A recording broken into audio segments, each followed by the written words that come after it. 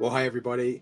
I just wanted to take the opportunity to pray Easter blessings for you, your family, for your church, as we face the opportunity of gathering together this Easter, and I know many of you will be doing so. And a big part of our time together will be focusing on the meal of Holy Communion, which in this Holy Week is such a focus of our worship as we reflect on the Last Supper. But it's not the Last Supper I wanted to chat with you about today, but rather what theologians, I'm reliably informed, call the first breakfast, which we find in John 21, where Jesus cooks a breakfast of fish for the disciples. It was remarkable. Last weekend I was at a Mokoroa community church, a church that we're building a friendship with, licensing Pastor Matthew Needham.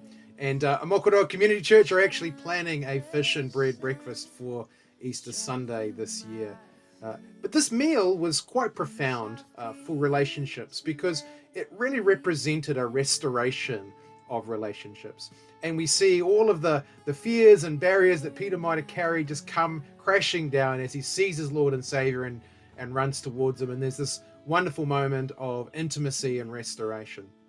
And that's a big part of what Easter is about.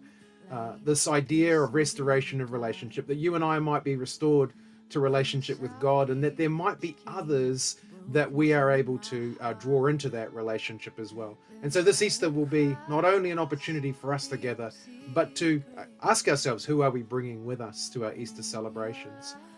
But perhaps more profoundly, it's going to also be a restoration of the church gathered, as more and more churches are able to open up, and as we use our online portals as ways to include those who are not yet able to be with us in person.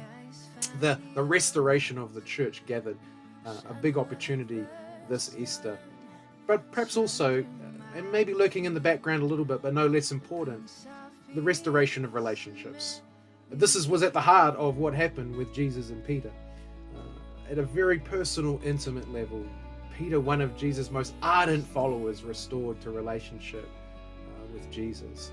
And in the same way, this has been a tough season, and many of us have carried the weight of that season.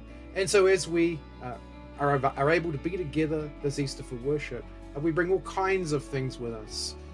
It's a celebration for sure, but many of us will bring griefs, and will bring fatigue, job losses. We'll know friends and family who have struggled with the quiet tragedy of life, even beyond COVID.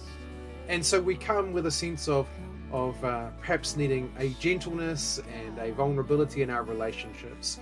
And this Easter may also be a restoration of relationship with us one to another, as we not only connect with the spiritual reset of Easter, but something of a social reset as we learn to love one another after a period of some challenge. So a blessed Easter to you all.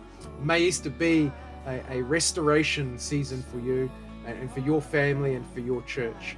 And may we, as a result of our time together this weekend, be able to count new people for whom restoration to God has been the story of this Easter for them. Bless you.